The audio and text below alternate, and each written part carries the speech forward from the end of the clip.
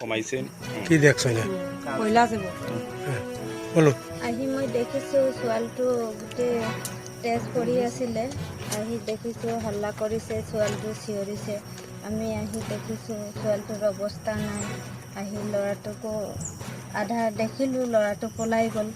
পলাই আৰু গাঁৱৰ মানুহ মাতি আৰু ধৰা হ'ল। ধৰি আৰু তাক ছোৱালীটোকো আমাৰ ঘৰত লৈ গ'লোঁ। ঘৰত ইয়াত কোনো নাই আৰু ল'ৰাটোক এতিয়া কি কৰা লাগিব, ফাঁচি দিয়া লাগিব আৰু ল'ৰাটোক মইতো একো নাজানো, তাক ফাঁসি কৰিব লাগিব।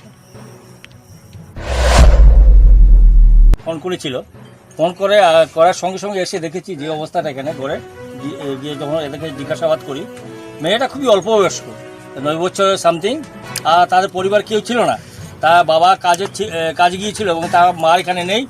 এই সময়তেই মেয়েটাকে এখানকার শান্তারাম কেউ সামথিং উনি এসে এমনভাবে করে গিয়েছে, মেয়েটার অবস্থা রক্তাক্ত অবস্থায় মেয়েটাকে বের করে দেওয়া হয়েছে, যেটা আমি এখানে শুনলাম।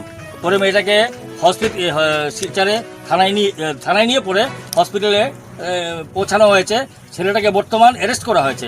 এ ধরনের ঘৃণ্য কৃত্য আমরা খবর আরও পেয়েছি যে যেই ছেলেটা অতীতে অনেক কাণ্ড এরকম করেছে, আমরা বলে শুনলাম তার চরিত্রহীন মানুষ এটা। আর আমরা এখানে বাসিন্দা যারা আছি, আমরা দাবি করছি যাতে একে মিনিমাম পানিশমেন্ট ফাঁসি হওয়া উচিত, আর যাতে আমরা সমাজটাকে এইভাবে করে শুধরাতে পারি। এতটুকু বলে আমার বক্তব্য শেষ।